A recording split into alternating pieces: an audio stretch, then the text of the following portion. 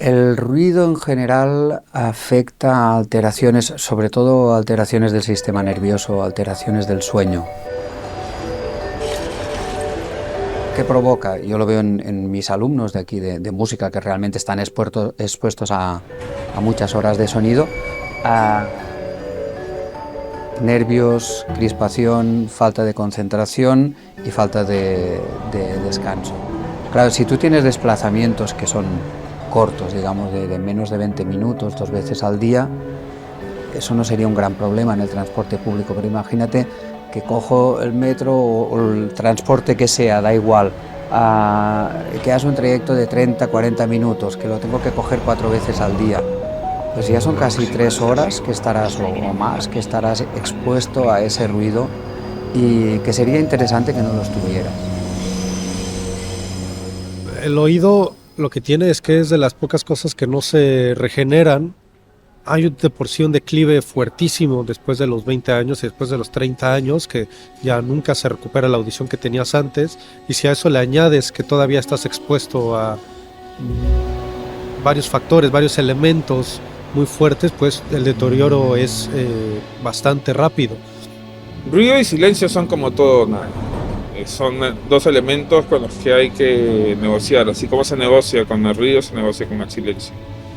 Y yo creo prácticamente que negociar con el silencio también es vital para poder tener espacios donde puedas contar con él y refrescar. A nadie le beneficia en cuanto a salud mental estar expuesto al ruido constantemente, así como a nadie le beneficia en el mismo sentido estar expuesto constantemente al silencio.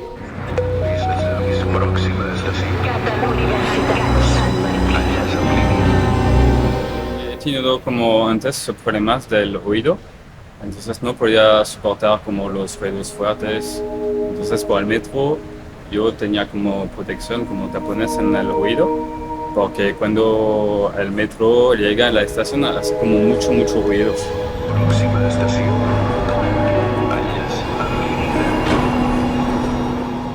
Encontrar el silencio dentro de la ciudad sí lo encuentro un poco difícil. O sea, sí llega un momento en el que el ruido es tan excesivo que sí me llega a molestar y no me llego a concentrar. Me he dado cuenta de que constantemente los decibeles pasan los 80.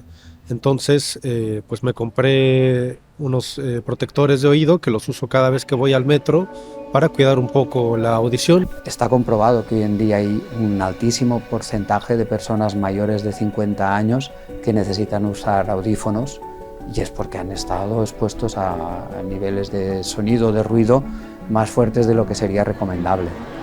Por un lado, tiene que haber la concienciación de los constructores, de los industriales, para intentar rebajar al máximo. Por otro lado, el consumidor, el propio usuario, de protegerse con tapones o con auriculares canceladores o con sistemas pasivos o activos, pero de protección al ruido. Que yo, por ejemplo, es algo que hago incluso yendo por la calle.